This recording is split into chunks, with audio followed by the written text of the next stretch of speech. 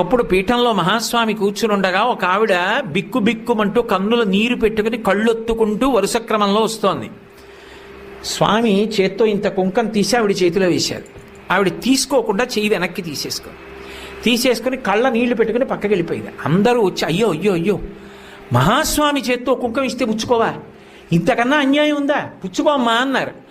ఆవిడంది కాదు, నా భర్త మరణించాడు, ఆయన శరీరం కూడా లభించలేదు, అటువంటి వాడికి ఉత్తరక్రియలు ఎలా చెయ్యాలని అడగడానికి వచ్చాను భర్త మీద ప్రేమతో, నాకు కుంకం ఏమిటండి.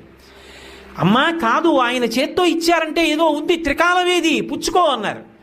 కాదనలేక ఆవిడ చేయి చాపింది.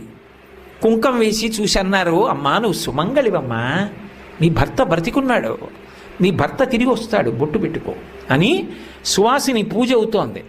ఆ సువాసిని పిలిచి ఈవిడ కొప్పులో పూలు తురమండన్నారు. ఆవిడ కొప్పు నిండా మల్లెపూలు